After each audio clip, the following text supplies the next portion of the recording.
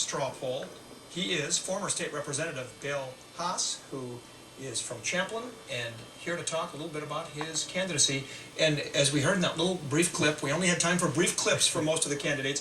The first thing you said was the most frequently asked question you get is, who are you? Well, I've been out of the legislature for 5 years.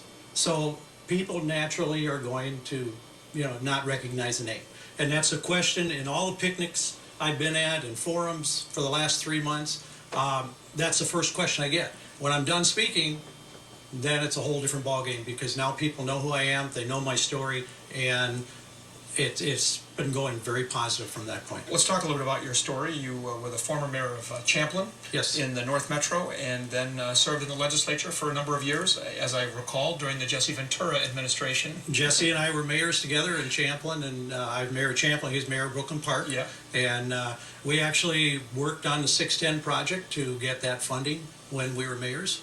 Which is now just coming through, and that project is... That is Yeah. coming to completion, but Sure. we started the initial funding to get that project going.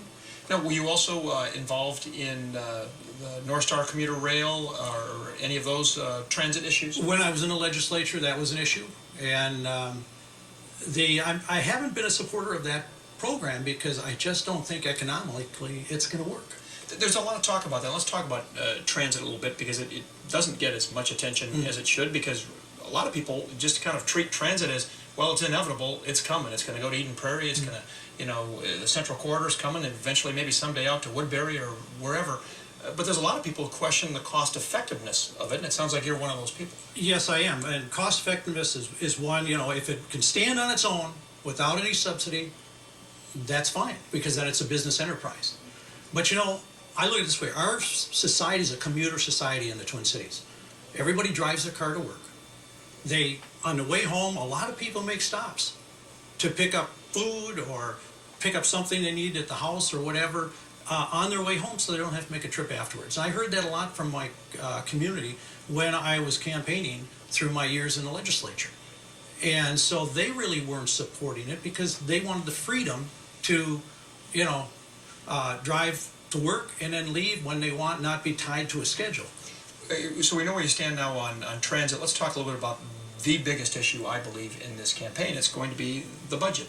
Right. It's always a big issue, but it's especially a big issue when there are projections that the budget deficit could be somewhere between $4 and $7 billion for the next budget cycle, after we just got done eliminating a similar sized budget deficit. The Governor Plenty, had to do a lot of cutting through unallotment. How much more is there left to cut? Well, I went through the budget cycle of 2003 when we had to cut, and I was chair of state government finance at the time. I went into that budget and started looking for things, and I found cars. We reduced the state fleet significantly. We took our cell phone bill from 12 million to 2. I went into the lottery, found all kinds of waste in there, millions of dollars that were supposed to come to the state that were just being spent on other things. How much is there left to cut? I don't know. But the problem with our budget is once you're in the budget, you're always in the budget. And the only thing you get looked at is if you need new spending, then it's just for that new spending. There's nothing else. My administration is going to go to a zero-based budgeting, just like a business. I own a business, and I ran my Champlin city budget as a business, and that's what we're going to do is in the state. Everything is on the table every 2 years. We are going to look for accountability. We're going to make sure that we don't have waste. And we're going to go in and audit agencies, and we're going to be very aggressive because it's the taxpayers' money. Families need money to live on, and it's their money. Businesses are struggling out there. We need to get our spending under control. Because it's very laudable to find these savings if the state vehicle fleet is inefficient or the cell phone bills, but that's, $10 million here, $12 million there. Right. We're talking about billions of dollars. Can the budget be balanced, the next budget, without an increase in revenue? I believe so.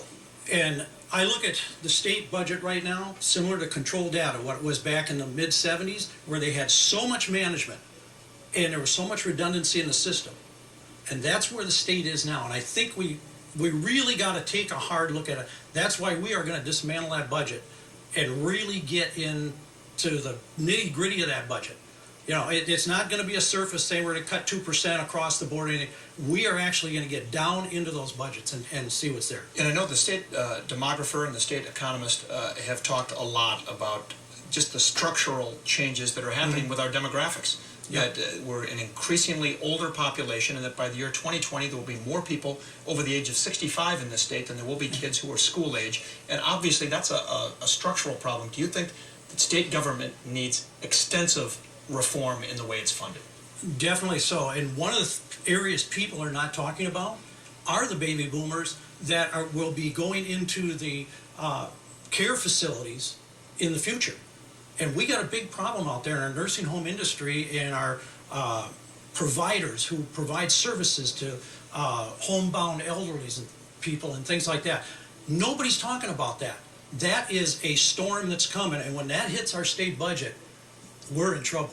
So my administration is going to work with the nursing home industry and see what we can do to start addressing that, because if we don't, it's going to be a real problem. Just 20 seconds left. When people come up to you on the campaign trail and you are asked why should they vote for you, what do you tell them? Why vote for Bill Haas as opposed to one of the other candidates? I'm a proven leader. I have the experience in dealing with the state budget. I did it as chair of state government finance. I did it as vice chair of Ways and Means for 4 years. I got the knowledge, the energy, the ability, and the vision to move Minnesota in a new direction. And that's where we're going, because this is a great state, and we want to preserve that so that families can live, work, raise their children, and have a great place to live. All right, Bill Haas, thanks for coming in today. Thank If you you. didn't know who he was before, they hopefully know who you are Now you know. Yes, now you know. Thanks for coming in. Face Off is coming up next. We'll be back in just a couple of minutes. ABC Tonight.